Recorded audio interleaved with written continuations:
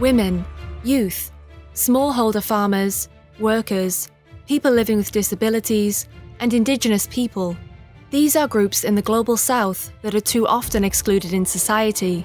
Many of these people work in the agri-sector and face huge challenges in accessing markets, healthy food, skills, and income.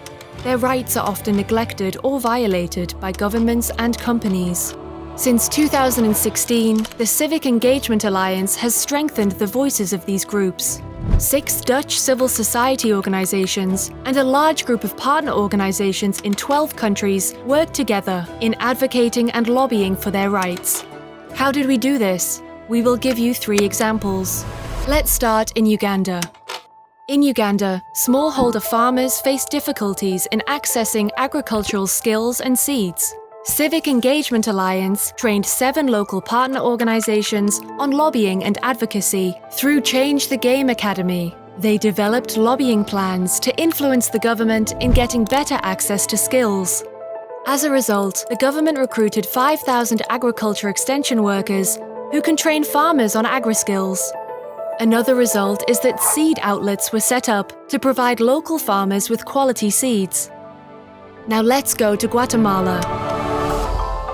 In Guatemala, young people in rural areas, especially women and members of indigenous groups, face difficulties in finding decent work. Access to education is difficult and violence is common. Given the lack of opportunities and increased vulnerability, migration becomes one of the few options young people see.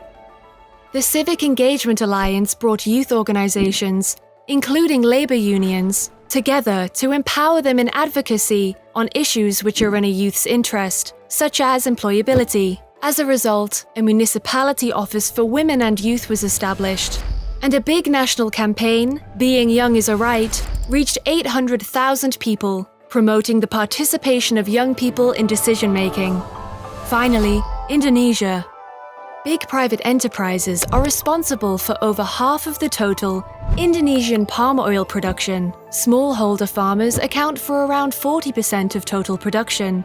They are highly vulnerable to global downswings in palm oil prices, as they cannot avail the cash reserves that big companies have.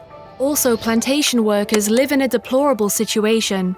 Among them, women workers are even more vulnerable, since most of them are casual laborers who have an income below minimum wage without social security. Also, child labor is still prevalent. Civic Engagement Alliance set up dialogues in multi-stakeholder platforms with labor unions, government, and private sector actors. This has resulted in an increase in income for plantation workers, access to health insurance, and support for child-friendly villages, in which children's rights are better protected.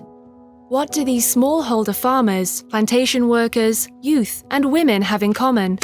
The world.